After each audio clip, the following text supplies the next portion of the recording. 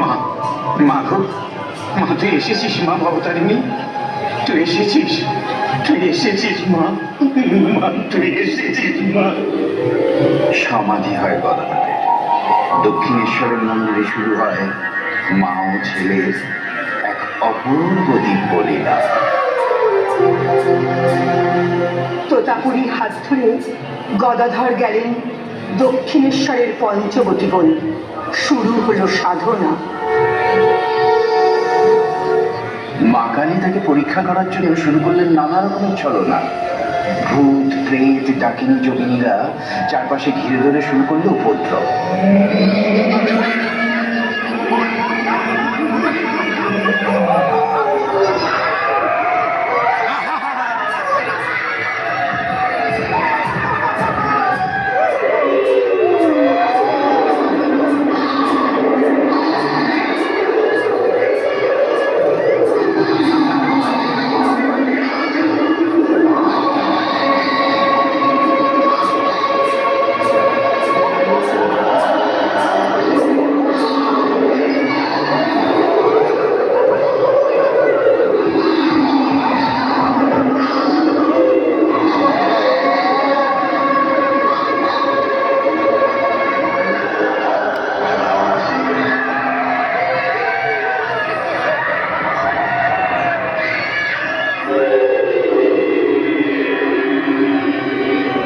সাধনা ভাঙার কত রকমের চেষ্টা।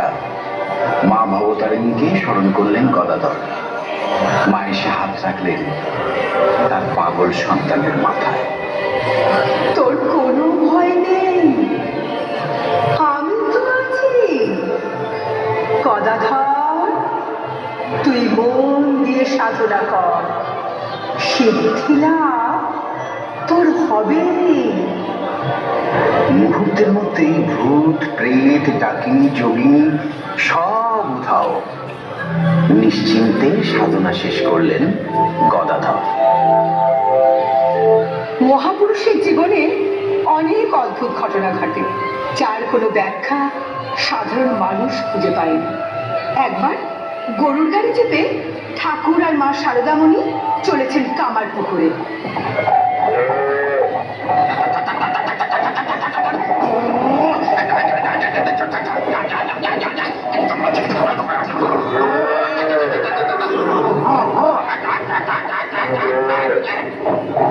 গাড়োয়ানের হ্যাঁচার শব্দে দুলে দুলে যাচ্ছে গরুর গাড়ি।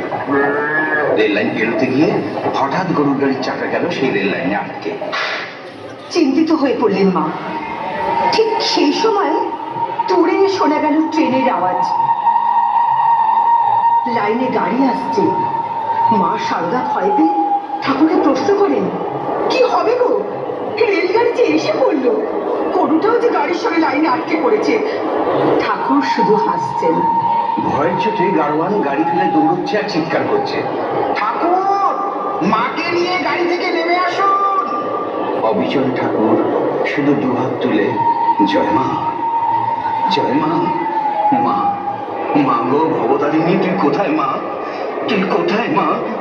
এই তো, এই তো আমি এখানে। তুই বিপদে পড়েছিস, আমাকে ডাকছিস, আমি কি না এসে পারি? সন্তানের বিপদে মা যেমন দৌড়ে এসে তাকে বাঁচায়, ঠিক সেইভাবে মা কালী হাত দিয়ে ট্রেনটা দাঁড় করিয়ে দিলেন। কয়েকটা মাত্র মুহূর্ত, ট্রেনটা দাঁড়িয়ে গেল। কি অবাক ব্যাপার! চাকা লাইন থেকে আপনি বেরিয়ে এলেন। আবার পথ ধরে চলতে শুরু করলো গরুর গাড়ি। ট্রেন তার লাইন ধরে চলে গেল নিজের রাস্তায়। নমস্কার, এইখানে শেষ হলো আমাদের অনুষ্ঠান।